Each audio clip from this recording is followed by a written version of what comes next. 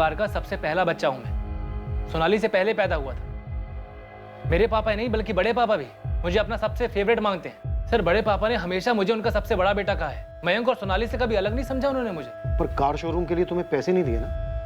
सही है सर। कुरेद कुरेद कर एक आधी खबर आपके हाथ लगी है और आप लगे कहानियां बुनने के लिए। ठीक है, पूरी कहानी तुम सुना दो। सर, पूरी कहानी ये है कि ये सही है कि उन्होंने शोरूम के लिए मुझे पैसे नहीं दिए थे, लेकिन मेरे गैराज के लिए पैसे बड़े पापा ने ही दिए थे। बड़े पापा 4 मैकेनिक भी रेडी हैं ज्वाइन होने के लिए। जगह भी देख लिए, बहुत अच्छी जगह है। मुझे लगता है तो अच्छा काम करेगा इसमें। लागत कितनी बेटा इसमें? कुल मिला के 15 लाख का इन्वेस्टमेंट है बड़े पापा, लेकिन रिकवरी के अच्छे चांसेस हैं। हाईवे है ना, एकदम हाईवे के साथ लगी हुई जमीन है। मैं 20 लाख दूंगा तुझे। ढंग से जमा की गैराज खोल और अपना बिजनेस शुरू कर।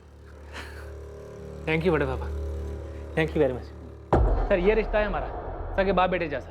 और एक कार शोरूम की बात, तो उन्हें लगा कि गाड़ियों की मार्केट डाउन होने की वजह से अभी सही समय नहीं है इस बिजनेस का। मैंने उनकी राय मान ली। तगड़ी समझ है सर उनको बिजनेस की। तगड़ी जमीनें भी हैं, तगड़ा बैंक बैलेंस भी है। पहले से है सर। और 4 साल पहले मेरे पापा और बड़े पापा ने चंडीगढ़ में अपनी पुश्तैनी जमीन बेची थी, जिसके अच्छे खासे पैसे मिले थे। और अब रतन राठी की बेटी मारी गई है।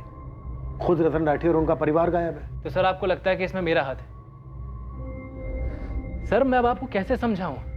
हमारे परिवार दो अलग अलग परिवार नहीं है। सोनाली मेरी सगी छोटी बहन थी, मयंक मेरा सगा छोटा भाई है। सर, अगर आपको कोई भी सबूत मिलता है ना कि सोनाली को मैंने मारा या मैं किसी भी तरह इसमें इन्वॉल्व था, तो सर आप मुझे कोर्ट मत लेके जाइएगा, वहीं के वहीं गोली मार दीजिएगा मुझे। और तुम्हें इस बात का पूरा यकीन है कि हमें कोई सबूत नहीं मिलेगा? सर, मुझे पूरा यकीन है कि सोनाली को रॉकी नहीं मारा है और उसने बड़े पापा, बड़ी माँ और मयंक के साथ कुछ करवा दिया है। मैं इस बात से हैरान हूं सर कि आपने अभी तक रॉकी पर रस्सी क्यों नहीं कसी है? जिस चीज पर कसी जानी चाहिए कसी जा रही। यानी कि मुझ पर, है ना सर? सर, मैं जानता हूं कि मेरा नाम गिरीश दहिया ने आपको बताया, पर सर आप ये नहीं जानते कि रॉकी ने उस गिरीश को अपनी जेब में रखा हुआ है। रॉकी के पास कोई जादू की छड़ी है जिससे वो किसी को भी अपनी जेब में रख लेगा? सर, आप उस रॉकी को नहीं जानते, लेकिन मैंने उसे बहुत करीब से देखा है। सर, वो लोगों का ब्रेन वॉश कर रहा है, अपने आप को बचाने की कोशिश कर रहा है वो। रॉकी, तुम इस वक्त गहरे सदमे में हो, पर यह बात तुम भी अच्छी तरह जानते थे कि सोनाली आग से खेल रही है। मैंने भी वार्न किया था उसे।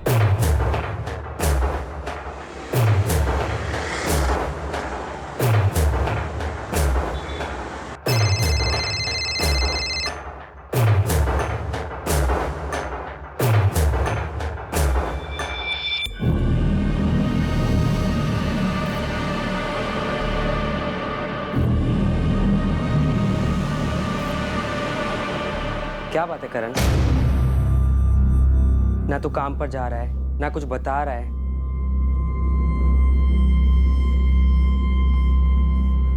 कुछ गलत किया है क्या? तो फिर ये चुप्पी क्यों भाई?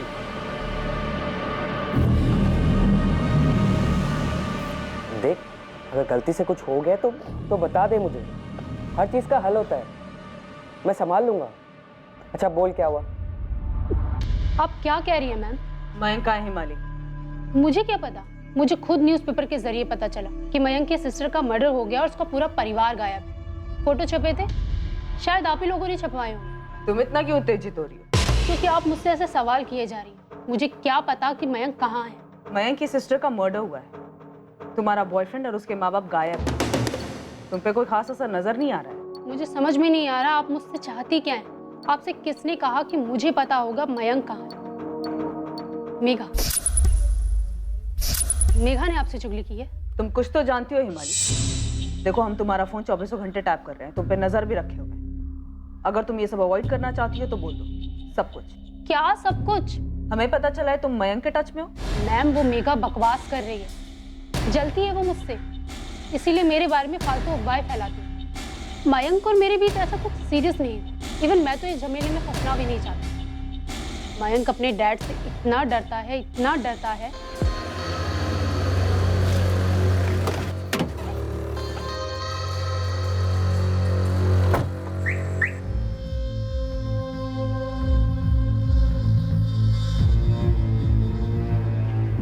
मयंक, मयंक, एक सेकंड। हाँ माँ। तेरे पापा आ गए।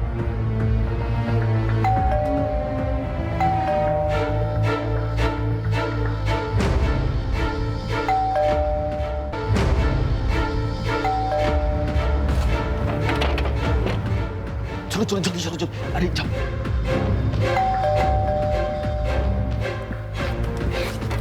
बाद में बात करता हूँ।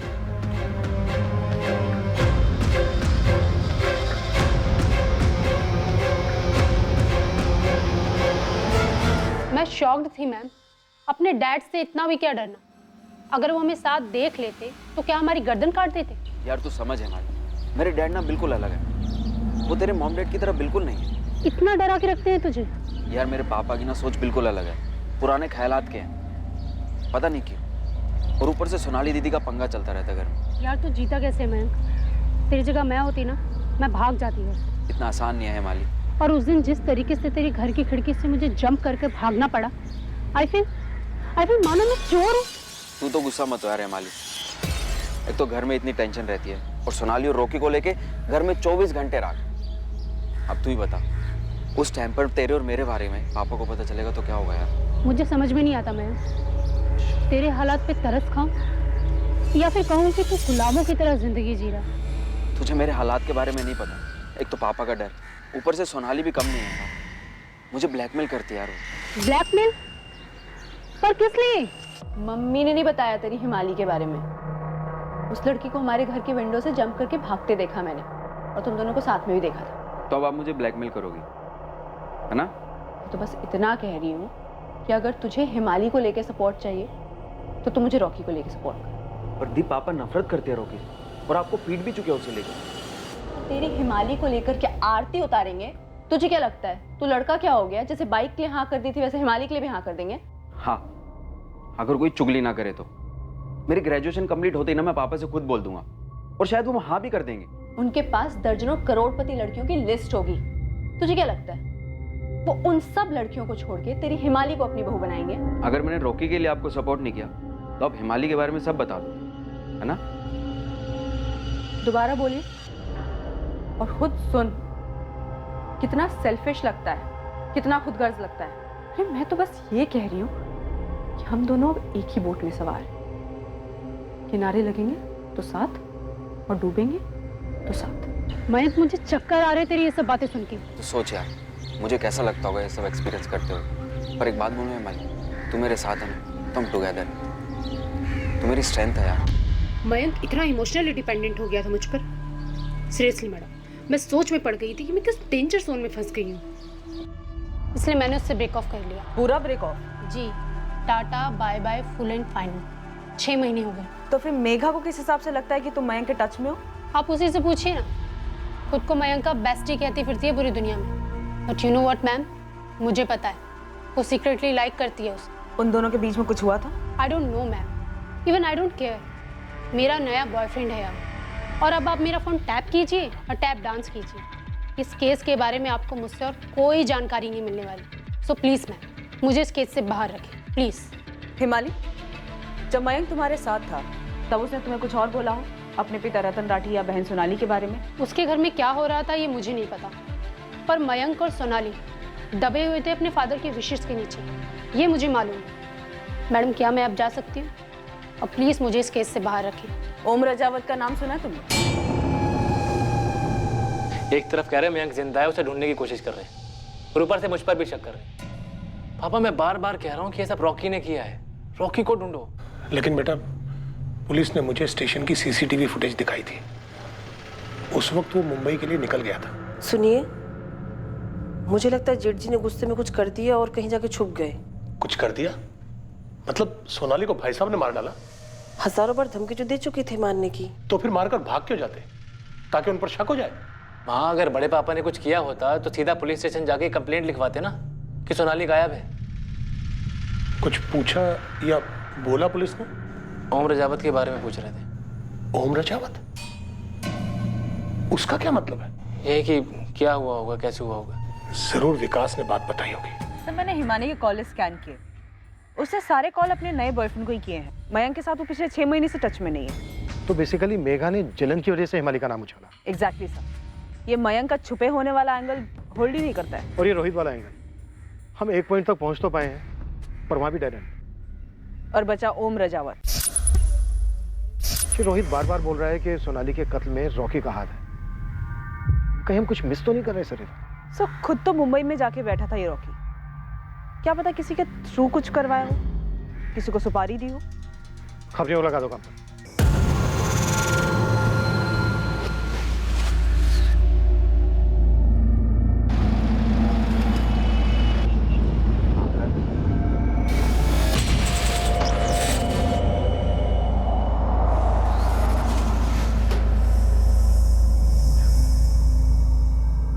ये आपका ओम रजावत यहाँ गुरुग्राम में रहता है, पिछले 1 साल से बीपीओ में काम कर रहा है।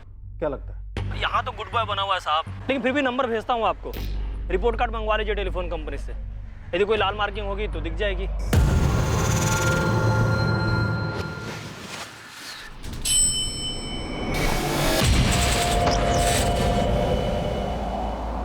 सोनाली राठी। ये क्या हुआ सोनाली को? मर्डर। इसका मतलब सोनाली के पिता ने उसकी हत्या कर दी? सोनाली के अलावा सोनाली के पिता, माँ और भाई, इन तीनों की भी हत्या हुई होगी। ये तो और भी दुख की बात है। क्या किया था राठी फैमिली ने जो उनके साथ ऐसा हुआ सर? लेकिन सर मुझे एक बात नहीं समझ में आ रही कि गुड़गांव पुलिस मेरे फ्लैट पे आई, मेरे साथ गुस्से से पेश आई और मुझे उठाकर यहाँ हिसार ले आया गया। आपको क्या लगता है कि मैं क्या बता पाऊंगा इस मामले में आपको? सबसे पहले हमें तो ये बता कि जब राठी परिवार गया किराएदार था तो राठी परिवार ने तेरी पिटाई क्यों की थी? राठी परिवार ने तुम्हें घर से क्यों निकाला था, और घर से निकलते वक्त तुमने उन्हें धमकी क्यों दी थी? तो आप उस धमकी को इस मामले से जोड़ें। 1 मिनट सर, आप कहना क्या चाहते हैं कि 3 साल पहले मैंने जो धमकी दी थी उसे पूरा करने के लिए मैं वापस लौटा और राठी परिवार के सभी सदस्यों को आके मार दिया? धमकी दी थी तो धमकी देने के पीछे कोई वजह भी होगी ना? हाँ दी थी। मेरा मतलब मेरा जो रूममेट था विकास, मैंने उसके सामने गुस्से में कहा था कि इन सबको देख लूंगा। बहुत गुस्से में था, बहुत बुरी तरह से मारा था इन लोगों ने मुझे। छोड़ो मुझे, क्या कर रहे हो? ओम क्या कर रहे हो? छोड़ो, छोड़ो मुझे। तेरी ये हिम्मत तेरी। मेरी बात तो सुनिए। चुप! सोनाली, क्या हुआ बेटा? पापा पता नहीं, मैं तो सो रही थी, अचानक से मेरे ऊपर। क्या कर रहा था ये? क्या कर रहा था ये? सोनाली, नीचे जा, जा नीचे। विपिन जी एक बार मेरी बात सुनेंगे प्लीज? चुप! कल सुबह सूरज निकलने से पहले अगर तो अपना सामान लेके यहाँ से नहीं निकला तो उन्हें सीधा शमशान भेज दूंगा, समझा? समझा कि नहीं समझा? बोल! एक बार मेरी बात। अबे चुप! चुप साले, चुप! सब देखा हमने। टांगे तोड़ के छत से नीचे फेंक दूंगा। दीवार तो क्या सीढ़ी चढ़ने का लायक नहीं देगा। समझा कि नहीं समझा? निकल! चल! उस रात सोनाली की भी जम के पिटाई हुई थी। मेरी क्या गलती है पापा? गलती है तेरी गलती। छत पे जाके सोने की क्या जरूरत थी आपको? दी पिताजी हवा में सोने गई थी। हवा? कहाँ है हवा? दिखा कहाँ है हवा? खुला न्योता दिया तूने उस कमीने ओम को। वो कुत्ता दीवार चढ़ के आ गया तेरे पास। मैंने कोई न्योता बता नहीं दिया, मुझे क्या पता था कि वो दीवार चढ़ के ऊपर आ जाएगा। चुप! एकदम चुप! खबरदार तू आज के बाद छत पर कदम भी रखा तो। सोनाली के कमरे में उसकी पिटाई हुई, उसके साथ गाली गलौज हुई, ये बात तुझे कैसे पता चली? पूछिए कैसे पता? कैसे पता? बोल। सर उस रात जब मैं दीवार चढ़कर छत पर पहुंचा तो मुझे नहीं पता कि उस रात ऐसी कौन सी नई आवाज हुई जिससे वो दोनों बाप बेटे वहां, क्योंकि उससे पहले ऐसा कभी नहीं हुआ था।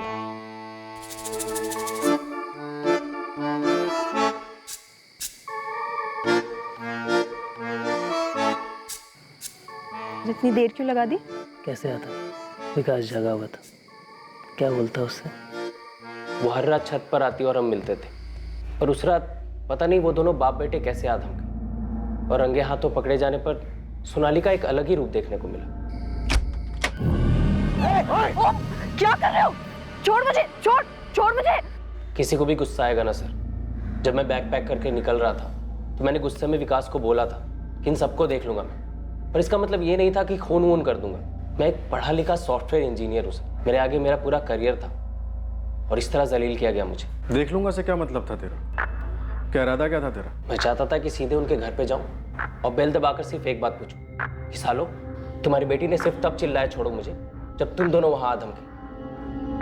अगर मैं उसके साथ जबरदस्ती कर रहा था तो वो पहले क्यों नहीं चिल्लाई? पर तूने ऐसा नहीं किया, वो चुपचाप वहां से निकल गया। हाँ, एक्चुअली मैं ऐसा करने जा ही रहा था, तभी सोनाली का मैसेज आया मुझे। ओम आई एम वेरी सॉरी यार, तुम्हें पीटा गया और गलत समझा गया। मेरी भी सॉलिड पिटाई हुई। प्लीज़ सीधे चले जाओ, उन्हें मेरी सच्चाई मत बताना प्लीज़ यार। उन्हें सच्चाई पता चली तो मेरे टुकड़े हो जाएंगे, सीरियसली। मैं तुझे हमेशा याद रखूंगी। प्लीज इस बात को यही भुलाकर चले जाना। प्लीज तेरे हाथ जोड़ती हूँ, पैर पड़ती हूँ मैं, प्लीज।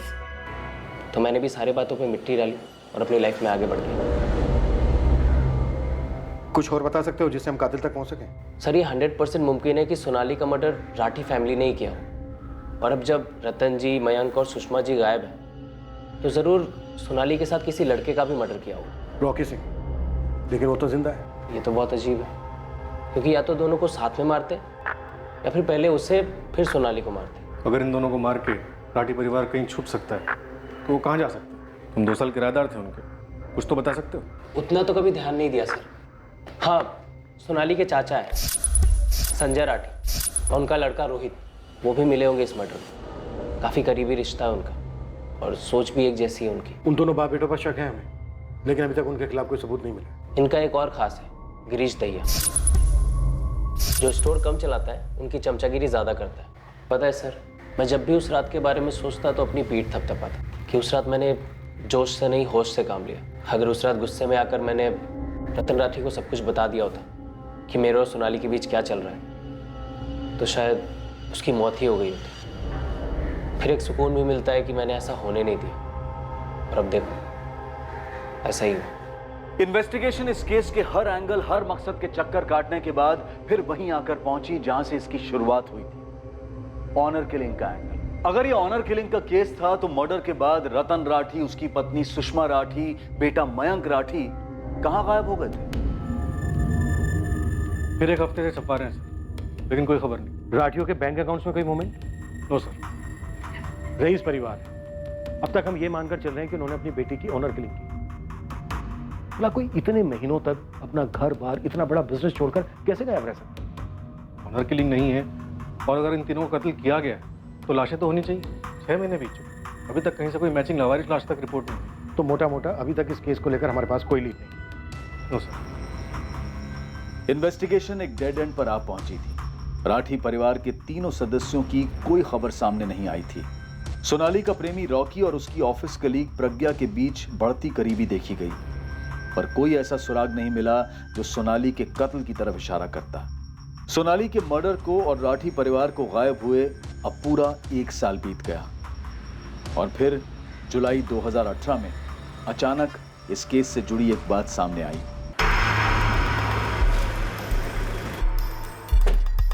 मेरे टेबल पर कस्टडी मिली? नहीं सर, कोर्ट ने और एविडेंस मांगा। साफ साफ तो है कि बंदा 100% इन्वॉल्व है। सर, इस केस की हियरिंग के बाद एक और केस लाइंड अप था, वो Rathi family case. Rathi family case? हाँ सर, वो संपत नहर पे लाश मिली थी ना सोनाली राठी की।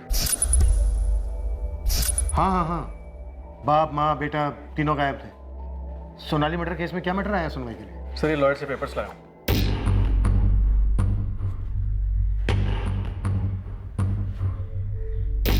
संजय राठी अपने बड़े भाई रतन राठी की प्रॉपर्टी और बैंक अकाउंट पर क्लेम कर रहा है। हाँ सर, सुनते ही मुझे खटका हुआ। फिर मैंने उनके वकील से बात की और उसने बताया कि संजय ने मजिस्ट्रेट के सामने ही अर्जी डाली।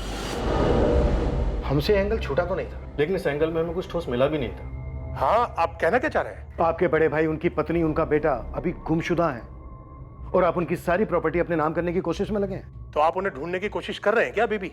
तो ना करें, केस क्लोज कर दें। आपकी मुझसे ऐसे बात करने की हिम्मत कैसे हुई चौहान साहब? इशारा क्या है आपका? सर, 1 साल से ऊपर हो चुका है, ना तो आप सोनाली के कातिल को ढूंढ पाए, ना ही बड़ी पापा, बड़ी माँ और मयंक का पता लगा पाए। मिसिंग है, गायब। अभी तक कुछ पता नहीं है उनके साथ क्या हुआ, और आप उनकी सारी प्रॉपर्टी, सारे बैंक अकाउंट्स अपने नाम ट्रांसफर करने में लग गए। आप लोगों ने इंतजार भी करना ठीक नहीं समझा। किस चीज का इंतजार करते हैं? अगर बैंक खाते को संचालित ना किया जाए तो बैंक उस खाते को फ्रीज कर सकता है। भाई साहब का अकाउंट पहले ही डोरमेंट हो चुका है। अगर भाई साहब, भाभी और मयंक का कुछ पता नहीं चला तो उनकी सारी प्रॉपर्टी का क्या होगा? सर, पापा ने प्रॉपर्टी बतौर वारिस क्लेम नहीं की है, उन्होंने बस एक एफिडेविट फाइल किया है कि संजय राठी रतन राठी के छोटे इकलौते सगे भाई हैं और रतन राठी की प्रॉपर्टी, अकाउंट वगैरह वैसे बंद नहीं कर सकते। पापा उनकी देखरेख करेंगे जब तक कि बड़े पापा या उनके परिवार में से किसी की कोई खोज खबर नहीं मिल जाती है, तब तक। पहले आप उस एफिडेविट को अच्छी तरह से पढ़िए, फिर हम पर यह वाहियात और घटिया इल्जाम लगाइए। मैंने उस एफिडेविट में लिखा है कि सोनाली का मर्डर हो गया है। मेरे भाई साहब और उनका पूरा परिवार 1 साल से गायब है, सब लिख कर दिया है मैंने। खामखा में हम पर इल्जाम लगाए जा रहे हैं। अगर परिवार में कुछ हो जाता है तो परिवार के बाकी बचे हुए सदस्यों का यह फर्ज बनता है कि वो परिवार की प्रॉपर्टी की देखरेख करें। भाई साहब की लगभग 7 करोड़ रुपए की प्रॉपर्टी है। एफडीज और बैंक बैलेंस 3 से 4 करोड़ रुपए का है। हम ये सब किसी को ऐसे ही जब्त करने या हड़पने नहीं देंगे। और प्लीज सर, इसका मतलब आप ये मत निकालिएगा कि इसके लिए हमने कुछ किया हो। हम बस प्रिकॉशंस लेके चल रहे हैं बस। हम ये सब कोर्ट में एफिडेविट डालकर कर रहे हैं, चोरी छिपे हड़प नहीं रहे हैं।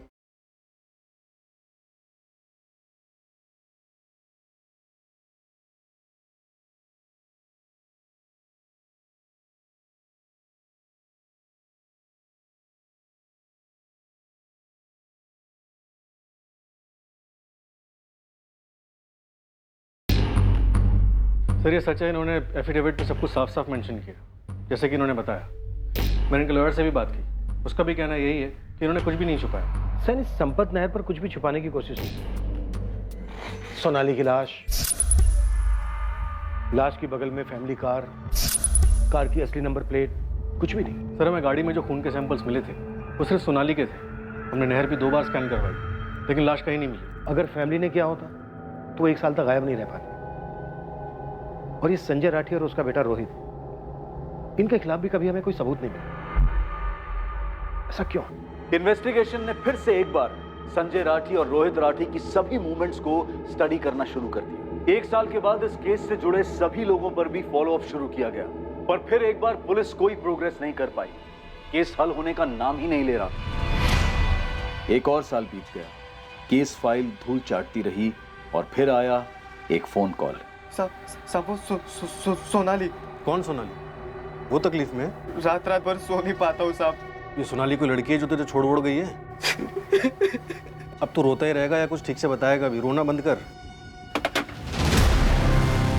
सोनाली एक आम नाम है। ड्यूटी पर इंस्पेक्टर के जहन में यह बात आई ही नहीं कि जिस सोनाली का नाम यह अज्ञात कॉलर ले रहा है उसका सोनाली राठी से कनेक्शन हो सकता है, जो 2 साल पहले कत्ल कर दी गई थी।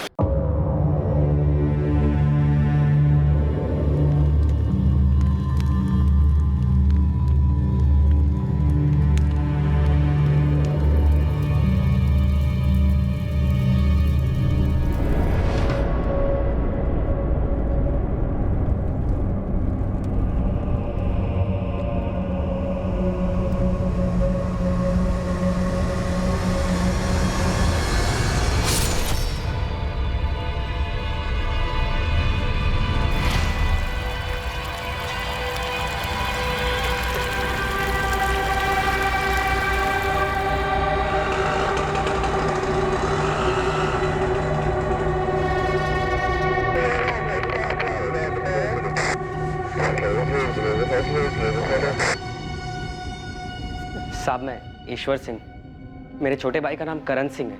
हमने अंदर क्या किया किसी केस में? नहीं साहब, वो तो आपको फ़ोन किए जा रहा था, कुछ बताने की कोशिश कर रहा था सोनाली के बारे में। हाँ 1 हफ्ते पहले की बात है। रोए जा रहा था फ़ोन पर, ठीक से बात नहीं हुई हमारी। क्या हुआ, क्या बात है? साहब 3 दिन पहले मेरा भाई एक्सीडेंट में मारा गया साहब। ओह, क्या कहना चाहता था वो? मुझे भी नहीं पता है साहब, 2 साल से बिल्कुल हिला हुआ था, दिमागी तौर पर ठीक नहीं था साहब वो। हमने डॉक्टर, वैद्य, हकीम सबको दिखाया पर कोई असर नहीं हुआ साहब। काम काज भी छोड़कर बैठा था, कुछ खाया जा रहा था साहब उसे। तो तुम क्या चाहते हो ईश्वर? उसके कपड़े और चीज़ें अलग कर रहा था किसी गरीब को देने के लिए साहब, तब ये मिला साहब। मेरा भाई 7वीं से आगे पढ़ नहीं पाया, पर वो लिख सकता था साहब। और 2 साल मैं भी कभी समझ नहीं पाया कि करण क्यों ठीक से कुछ बता नहीं पा रहा कि क्या हुआ है उसके साथ। करण जो किसी से नहीं बोल पाया वो सब इसमें लिख दिया है साहब।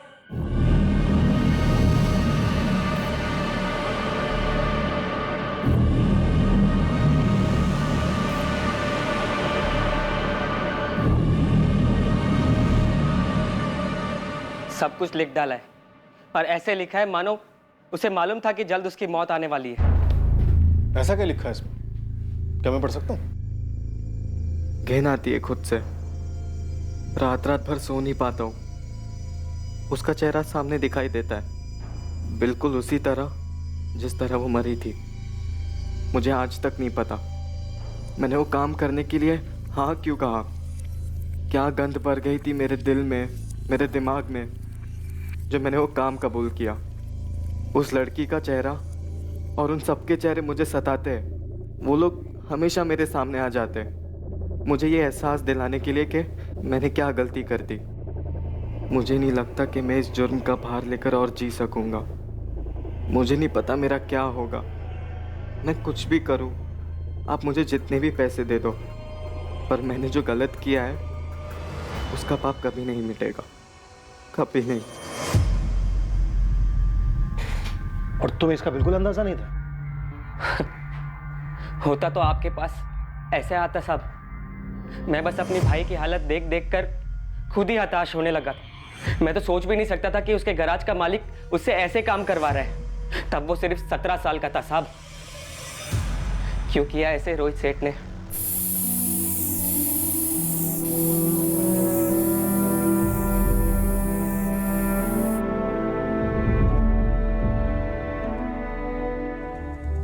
सोनाली राठी के कत्ल का मकसद और मुजरिम दोनों इन्वेस्टिगेशन के सामने ही थे, शुरुआत से ही थे। रतन राठी, सुषमा राठी और मयंक राठी के लिए जो भी खोज की गई थी वो बेकार थी। ये तीनों कभी मिलने ही नहीं वाले थे। इस केस का एक बहुत भयंकर ट्विस्ट अभी आना बाकी था।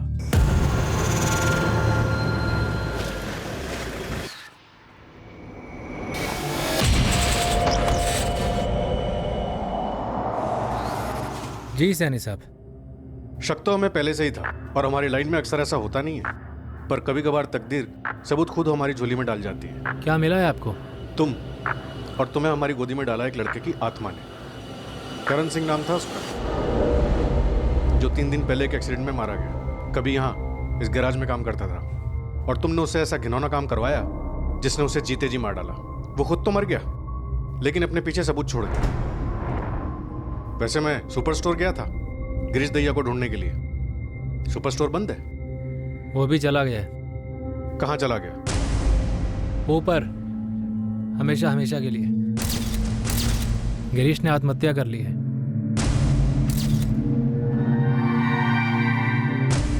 रोहित सही कह रहा है सर। इस गिरीश ने 2 महीने पहले पंचकुला के एक लॉज में जहर खा के सुसाइड कर लिया। गिल्ट, अफसोस की वजह से। ऐसा ही कुछ होना चाहिए सर। आप मुझे जितने भी पैसे दे दो, पर मैंने जो गलत किया है उसका पाप कभी नहीं मिटेगा, कभी नहीं। मुझे अब पैसे नहीं चाहिए रोहित भैया, गिरीश भैया। पूरे 5000 हैं, रख ले, तेरे काम आएंगे। नहीं चाहिए मुझे। करण, पूरा 1 साल हो चुका है। पुलिस ने केस भी बुला दिया है। तेरा तो नाम तक सामने नहीं आया है। हाँ, पुलिस हम तक पहुंचकर खाली हाथ लौट गई। तुझ तक कैसे पहुंचेगी? तू ये बेकार के ड्रामे मत कर। क्यों हमारी नींद उड़ा रहा है तू? देख, 1-2 साल और रुक जा। बड़े पापा की सारी जायदाद मेरे नाम पे होने वाली है। सेटल कर दूंगा तुझे, तेरा खुद का घर बनवाऊंगा। देख, बेकार में ये पछतावे की नौटंकी मत कर। अभी 18 साल का है, पूरी जिंदगी पड़ी है तेरे आगे। तेरी इस मायूसी के चक्कर में ना तू खुद तो डूबेगा, हमें भी ले डूबेगा। गिरीश भैया वो सब मेरा पीछा करते रहते। सोनाली दीदी, रतन सेठ, सुषमा जी, मयंक भैया, वो सब घूर घूर कर मेरा पीछा करते। मुझे रात रात भर सोने नहीं देते। करण की तरह गिरीश को भी पछतावा होने लगा था, अफसोस होने लगा था अपने किए पर, इसलिए खुद की जान ले ली। पछतावे का तो पता नहीं सर, पर अब खुद ही देखिए, सब कुछ इतना सही जाने के बाद भी कुछ भी सही नहीं हुआ। कुछ भी सही नहीं हुआ सर। क्या काम कर गए? क्या फायदा क्या हुआ रोहित? कुछ भी नहीं। क्या क्या प्लानिंग की, कैसे पुलिस को घुमाया। तुमने उन्हें रॉकी की तरफ धकेला और मैंने उन्हें तुम्हारी तरफ। एक सबूत पुलिस के हाथ नहीं लगने दिया, लेकिन आज लगभग 2 साल बाद हमारे हाथ में क्या लगा? कुछ भी नहीं। गिरीश, मुझे भी कम फ्रस्ट्रेशन नहीं है, समझा? देखो, अभी पापा ने एफिडेविट डाला है कोर्ट में, क्या बोलता मजिस्ट्रेट, लेकिन वकील ने एक बात साफ बोल दी है, जब तक पुलिस इन्वेस्टिगेशन केस क्लोज नहीं कर देती है ना, तब तक कोई फैसला नहीं आएगा। हाँ तो चल के बता देते ना पुलिस को रोहित, चल के बता देते हैं कि रतन जी, सुषमा भाभी, मयंक, वो लोग जिंदा नहीं है। गिरीश, तू भी करण की तरह बावला हो गया क्या? मरना है तुझे? तो अभी कौन सा जिंदा है, अभी कौन सा जी रहे हैं हम? बस इंतजार कर रहे हैं दोनों। सबको मारकर अपनी जिंदगी बनाना चाहते थे। क्या हाथ लगा? कुछ नहीं।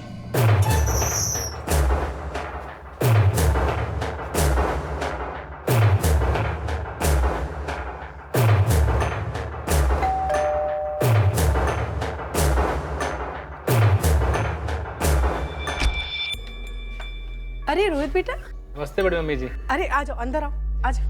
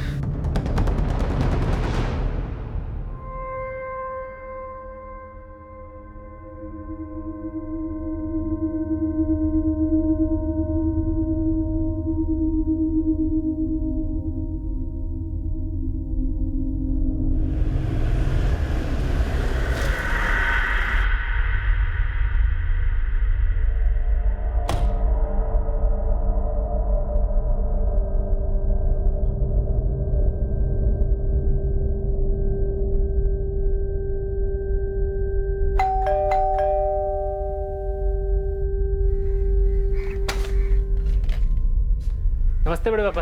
अरे रोहित, कैसा बेटा? जी अच्छा।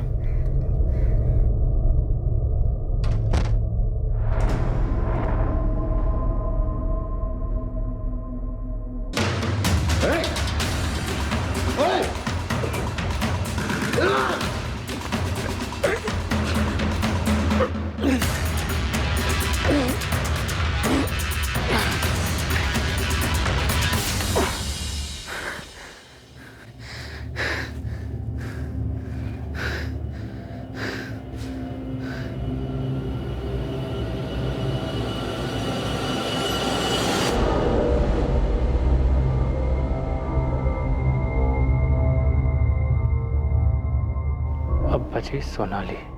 रोहित, सब एक जैसे नहीं लगने चाहिए, वरना आसान होगा पुलिस के लिए पता लगाना। सब काम कर गया, प्लानिंग परफेक्ट, अंजाम परफेक्ट, लेकिन फायदा? फायदा हुआ? पैसा, जमीन, जेवर, कुछ हाथ नहीं लगा। गिरीश, मैंने जो करना था किया, उसके आगे क्या कर सकता था? क्या कर सकता हूं मैं? अब भी क्या कर सकता हूं? सोनाली को कैसे मारा?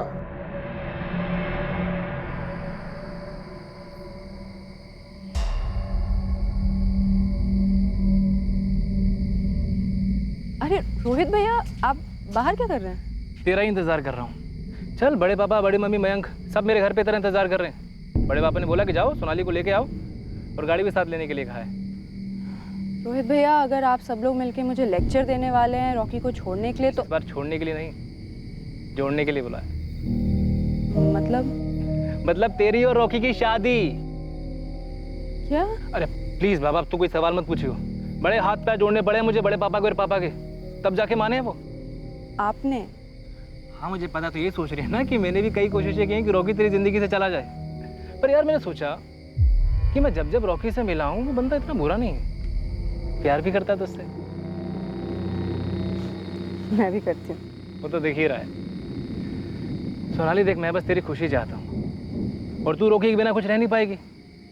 तो सोचा चलो तेरी खुशी के सामने हम हार जाते हैं, तो बस फिर क्या था, बात छेड़ दी शादी के घर पे, और वो मान गए हैं। थैंक यू रोहित भैया। अच्छा चल, जल्दी चल, कहीं मना ना कर दे। चल जल्दी जा।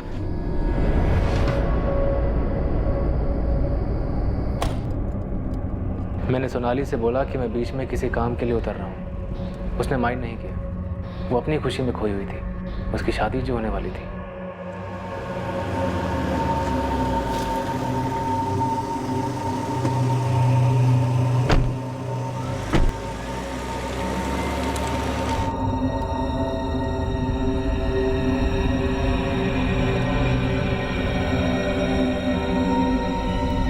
हमने सोनाली का कत्ल करण से करवाया।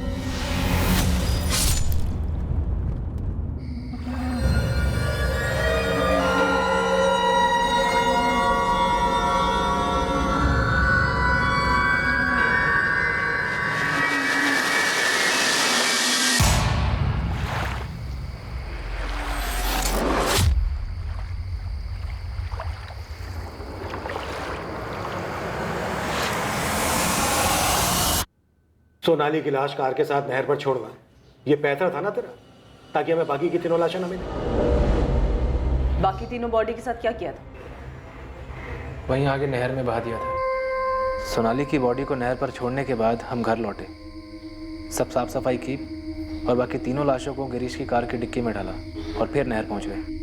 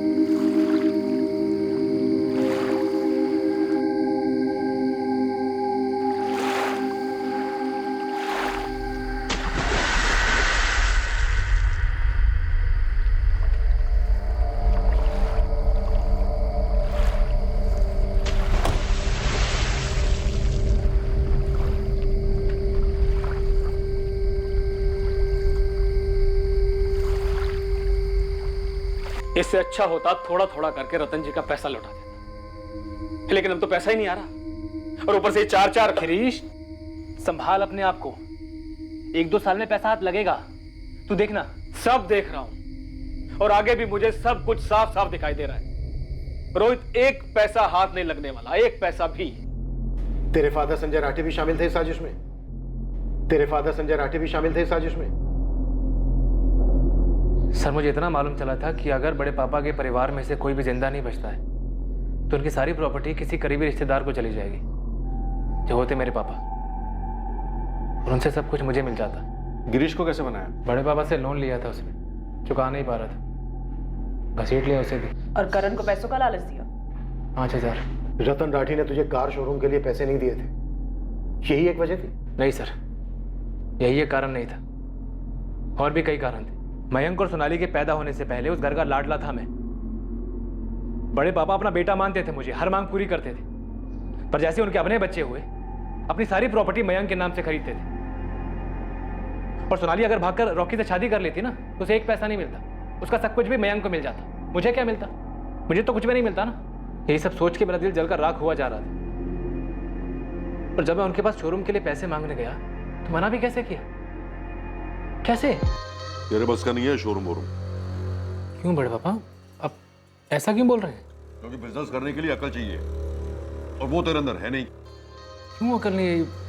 गैराज ठीक से तो चला रहा हूं मैं। इसे तू ठीक से चलाना कहता है? तेरे पे तरस खा के तुझे गैराज दिया मैंने, क्या किया तूने उसका? बड़े पापा पर देख बात सुन, ये रिश्तेदारी अपनी जगह पे है, घाटे का धंधा मैं किसी के साथ ना करूं। बड़े पापा, पर आपने कहा था कि बिजनेस शुरू करने में आप मुझे सपोर्ट करेंगे। चंडीगढ़ में भी जब आप घर ले रहे थे आपने कहा था मेरे नाम पर लेंगे, वो भी अल्टीमेटली आपने मयंक के नाम पर ले लिया। जलन होती है ना मयंक से। बड़े पापा, जलन क्यों होगी? पर आप मेरे लिए कुछ भी नहीं कर रहे हैं। कुछ भी नहीं? ये इतना बड़ा गैराज खोल के देना तेरे लिए कुछ भी नहीं है। कोई और होता ना बेटा तो उस एक गैराज से 4 गैराज बना था। ये जिस शोरूम की तू बात कर रहा है खुद अपने पैसों से खोलता।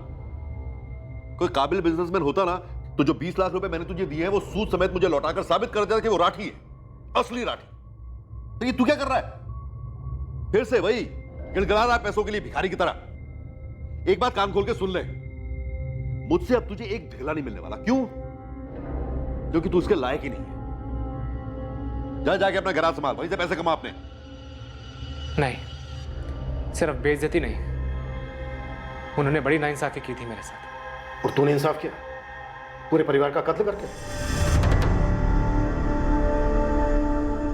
रोहित के माँ बाप यकीन ही नहीं कर पाए। वो ये जानकर सदमे में थे कि उनके बेटे रोहित ने अपने बड़े पापा और उनकी पूरी फैमिली का सफाया कर दिया था। रॉकी हैरान था ये जानकर कि सोनाली के कत्ल का कारण उसका और सोनाली का संबंध नहीं था।